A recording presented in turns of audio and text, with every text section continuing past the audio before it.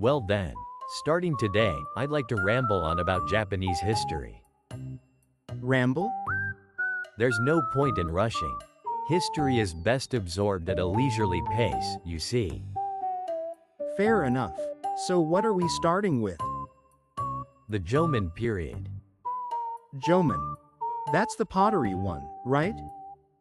Correct. Now, Haniwa, do you happen to know how long the Jomon period lasted? About 500 years? Not even close. Over 10,000 years. What? Roughly from 16,000 years ago to about 2,300 years ago. That's approximately 13,000 years.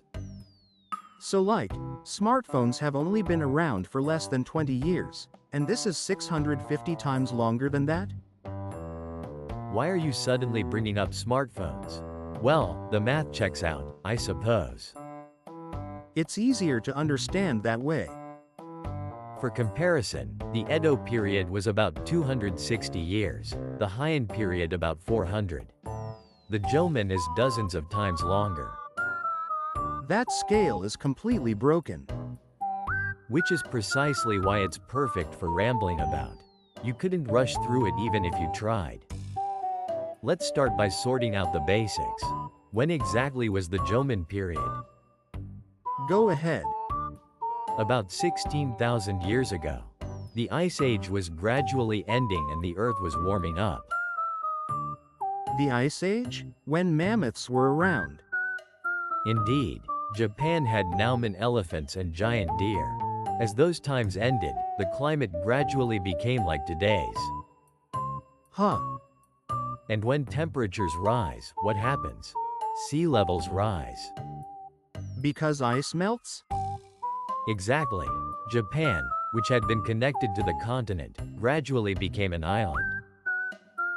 Oh, so that's how the Japanese archipelago formed. Like the Earth pushed an update and Japan was released as a new feature. Released? Well, it's more complicated than that, but essentially yes. Japan as an island nation took shape around this time. And the people living there were the Jomon people? Correct. They survived by hunting, gathering nuts, and catching fish. No farming yet? Not yet, essentially. Rice cultivation began in the Yayoi period. However, there's evidence Jomon people managed and grew chestnut trees. They grew chestnuts? That's kind of cute. There's a famous site called Sanai Maruyama in Aomori. They confirmed chestnut trees were planted systematically there. Systematically? That's pretty legit. Sustainable agriculture, basically. Sustainable. Well, it was indeed sustainable. The Jomon people may seem primitive, but they were actually quite clever. My image of the Jomon period is starting to change. That's the whole point of this video. Well, let's take it slow. Now let's talk about how Jomon people actually lived. I'm most curious about food. What did they eat? All sorts of things. First, meat. They hunted deer and wild boar. Wild game. That'd be on a French prix-fixe menu today. Whether it'd be on a prefix is debatable. They also ate plenty of seafood near the coast. You've heard of shell mounds? Yeah, the garbage dump things. Exactly. Piles of discarded shells. The Omori Shell Mound in Tokyo is famous. Tokyo has one too? It'd be funny if it were in Shibuya. Unfortunately, it's near the border of Shinagawa and Oda wards. An American scholar named Morse discovered it in the Meiji era. Supposedly spotted it from a train window. From a train? Amazing observation skills. Wait, you can see shells from a train? The cliffs were exposed back then. And besides shells, all sorts of things turn up. Fish bones, animal bones, nutshells. Examine Jomon people's trash and you learn their diet. Garbage never lies. Precisely. Archaeology is the discipline of deducing how people lived from what they left behind. Did they eat nuts too? Nuts were practically a staple. Chestnuts, walnuts, and especially acorns. Massive stores of acorns have been found. Acorns are edible? Aren't they bitter? Raw, yes, but soak them in water to remove the tannins and they become edible. Jomon people had that technique down. So they put in the extra effort. That's like roasting coffee beans. Third wave Jomon. Third wave or not, the point is they had the wisdom to process their food. Now, shall we talk about housing? Sure. Jomon homes were pit dwellings.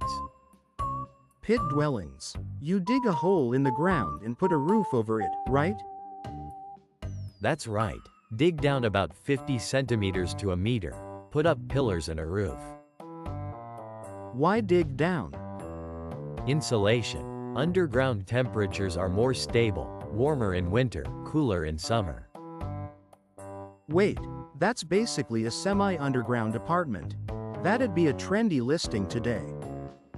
Trendy or not, it was practical. There was a hearth in the center for cooking and heating. Cooking by the fire. That sounds nice. Rather like camping. Actually, I was alive back then, and those dwellings were quite comfortable, I must say. There it is. The Eyewitness Act. I am an eyewitness. By the way, what did Jomon people wear? They had cloth-making technology, it seems. Traces of woven plant fiber fabric have been found. I always pictured them in full fur outfits, but that's wrong? They likely used fur too, but not exclusively. What's interesting is they also wore accessories. Accessories? Jade magatama beads, shell bracelets. Quite fashionable, actually. Fashionable Jomon people. If Instagram existed, they'd totally be trending. Hashtag today's jade outfit, and all that. Well, let's go with that. What's more, jade can only be found in Niigata, yet it shows up at sites all across the country. Wait, so they were shipping it long distance? There were trade networks. Jomon people weren't isolated within their own regions. They exchanged goods over vast areas. Nationwide shipping from Niigata. That's basically Jomon-era Amazon. Jade for sale. Free shipping. Whether they had the concept of shipping fees is highly doubtful, but trade definitely existed. More sophisticated than you'd expect, no? Yeah, I underestimated the Jomon period.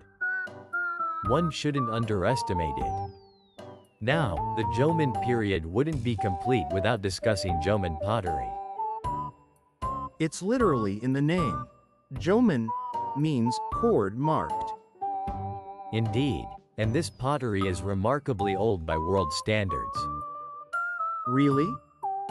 Pieces dating back 16,000 years have been found, among the oldest in the world. That's amazing. Japan's got a world record. #1 on the leaderboard. Leaderboard or not, it means they mastered ceramics at a remarkably early stage. What did they use it for? Mainly cooking. Boiling food in pots made previously inedible things edible. Like the acorn tannin removal from earlier? Precisely. Without pottery, acorns couldn't have become a staple. Pottery was a revolutionary invention that transformed Jomon diets. Pottery was literally a game-changing item. But Jomon pottery has crazy decorations, right? All those elaborate designs. You mean flame-style pottery? From the Middle Period, about 5,000 years ago, found mainly in the Niigata area. The ones that look like flames. Yes, purely for function, those decorations were unnecessary. But they added them anyway. Why? No one knows for certain. Religious significance, ceremonial use, there are various theories. They had artistic sense. You know what? Decorating functional objects is very Apple. Maybe there was a Jomon Steve Jobs. A Jomon Steve Jobs. Well, perhaps that's not entirely off the mark. Taro Okamoto was reportedly stunned when he first saw Jomon pottery. The guy who made the Tower of the Sun. He said something to the effect of, "The origin of Japanese art is right here." Now, there's one more thing I'd like to discuss. Dogu figurines. Dogu. Wait, isn't that you, Dogu?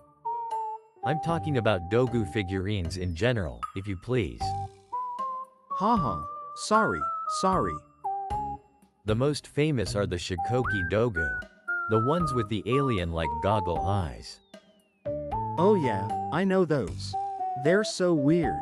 Why do they have those eyes? They may represent snow goggles, eyewear to protect against glare from snow. Goggles. So they were skiers. That's just one theory, mind you. The truth is unknown. There's a lot we don't know about the Jomon period, huh? It was an era without writing. All we can do is deduce from what remains. But that's what makes it fascinating. Yeah, it really sparks the imagination.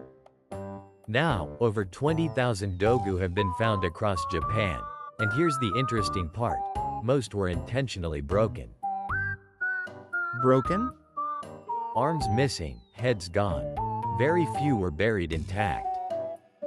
Why break them, after all that effort making them? One theory is spiritual substitution. Transfer your ailment to the figurine, then break it to cure the illness. Oh, I see. Like a protective charm. Just speculation, of course. But they clearly served some spiritual purpose. Incidentally, I was never broken, so I suppose I was lucky. Was that about you? Pay it no mind. Now, let's discuss the end of the Jomon period. After 10,000 years, it ended? Nothing lasts forever. But it wasn't sudden, it changed slowly, gradually. How? The big catalyst was rice cultivation arriving from the continent. Rice. Around 2,500 to 2,300 years ago, rice farming reached northern Kyushu via the Korean peninsula. That's the start of the Yayoi period, right? Yes, but it wasn't an instant switch. Even after rice farming began in Kyushu, the Tohoku region was still living the Jomon way. So the whole country didn't update at once. A staged rollout, basically. You could say that. There was a time lag of several hundred years between regions. What changed when rice farming arrived? First, food supply stabilized. Rice stores well. Right. Stable food means population growth. Population growth means larger settlements. That's a good thing, right? At first glance, yes. But what also emerged was wealth inequality and conflict. Oh. When people can stockpile food, some have plenty and others have little. And people fight over those stockpiles. Yayoi period sites show evidence of warfare, right? Skeletons with arrowheads still embedded, moated settlements surrounded by ditches. Hallmarks of the era. Was the Jomon period not like that? Not zero, but far less than the Yayoi. The Jomon period is thought to have been relatively peaceful. Relatively peaceful for over 10,000 years. Remarkable, isn't it? In exchange for prosperity, humanity began to fight. A bit philosophical, perhaps. It's kind of like when they add pay to win items to a mobile game and the whole community goes toxic. I'm not sure if that analogy works, but let's leave it here for today. We can think deeper another time. So that's our first episode. A leisurely look at the Jomon period. Over 10,000 years of Japan's beginning. In summary, hunting and gathering, world-class pottery, jade trade networks, pit dwellings, and mysterious Dogu figurines. More sophisticated than I ever imagined. Too rich a period to dismiss as simply primitive. Next time, perhaps we'll cover the Yayoi period. How rice cultivation changed Japan. Looking forward to it. Getting closer to Haniwa's era too. Well, we'll ramble on again next time. Listen at your leisure. Think anyone's already asleep? Probably. Good night. Night night.